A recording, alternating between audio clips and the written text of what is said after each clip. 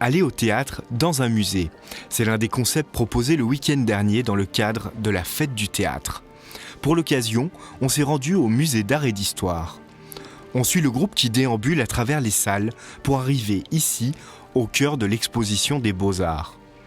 Sur sa chaise, la comédienne Maria Métral prend les traits d'Élisabeth Charlotte de Bavière, duchesse d'Orléans et belle-sœur du roi Louis XIV. C'était une femme qui est une femme très cultivée, drôle.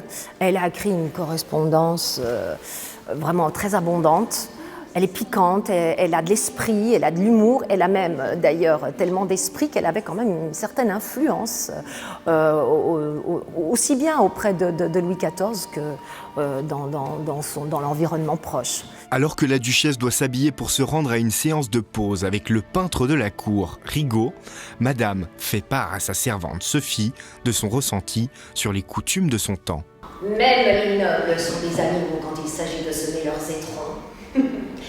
Derrière l'aiguille tricotée par le nôtre, je surpris bien des fois des marquises se soulager comme des laquais, quand ce n'était pas carrément sous le grand escalier.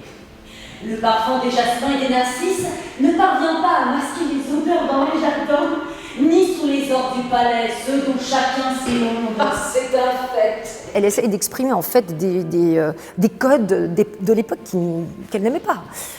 Typiquement, voilà, quand elle parle des robes paniers, des robes ballantes, enfin les paniers, les robes ballantes, tout ça, ça l'agace. Je pense qu'elle serait beaucoup plus à l'aise avec des tenues plus simples.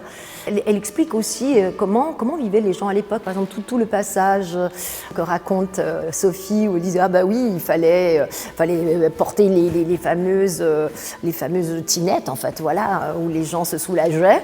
Il fallait aller les cacher et puis les gens se parfumaient parce que évidemment on imagine bien que malgré tout leur costume magnifique, ça te fait pas sentir la rose.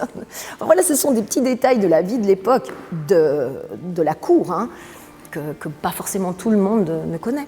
Cette performance fait écho à l'exposition temporaire du MAH pour la galerie, dans laquelle le fameux tableau de la duchesse d'Orléans peint par Rigaud est exposé. Pour les comédiennes, c'est également une nouvelle façon de voir la scène. Moi, je suis toujours curieuse de trouver des lieux qu'on n'a pas déjà expérimentés, et un musée qui, a priori, c'est plutôt un lieu où on passe du temps seul, on s'attarde devant les tableaux, on essaie d'imaginer ce qu'on veut devant chaque... C'est plutôt une promenade solitaire. Et là, on allie le théâtre avec un tableau qui fait partie de la collection du musée et je trouve ça très intéressant, ça s'interpénètre en fait. Si la petite scène de vie est anecdotique, le tableau qui en suivit est resté dans l'histoire.